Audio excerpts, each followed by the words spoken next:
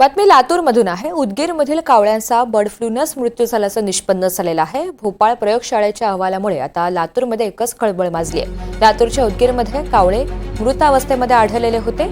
भोपाळ प्रयोगशाळेला या संदर्भातले नमुने पाठवण्यात आले आणि त्याचाच आता अहवाल सादर करण्यात आलेला आहे। हुतात्मा स्मारक आणि महात्मा गांधी उद्यान या ठिकाणी गेल्या आठवड्यात काही कावळे मृतावस्थेमध्ये आढळले।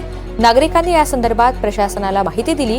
दरम्यान आज बर्ड फ्लूचा अहवाल आल्यानंतर दोन्ही उद्यानं बंद ठेवण्यात आली आहेत। तसंच बर्ड फ्लू बद्दल मार्गदर्शक तत्त्व जारी करण्यात आली आहेत। सुनील कांबळे आपल्याला या सगळ्या संदर्भात अधिकची माहिती देणार आहेत। सुनील, जो अहवाल आलेला आहे त्यामध्ये नेमकं काय म्हटलं गेलंय?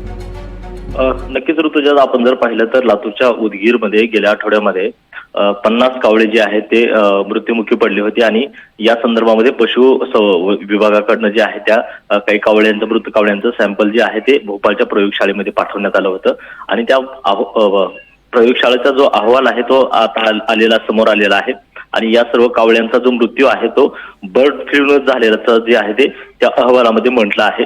त्यामुळे आता प्रशासन जे आहे ते पूर्णपणे अलर्ट झालेलं आहे। प्रशासनाकडून तातडीनं ज्या उपाययोजना आहेत त्या करण्यासाठी आता सुरुवात करण्यात आलेली आहे। त्याचबरोबर या अहवालामध्ये H5 आणि N1 व्हेरियंट इन्फ्लुएन्झा पॉझिटिव्ह जो आहे तो आलेला आहे। त्यामुळे जे आहेत आता खबरदारी म्हणून प्रशासनाकडून सर्व ज्या उपाययोजना आहेत त्या घेण्यात आलेल्या आहेत।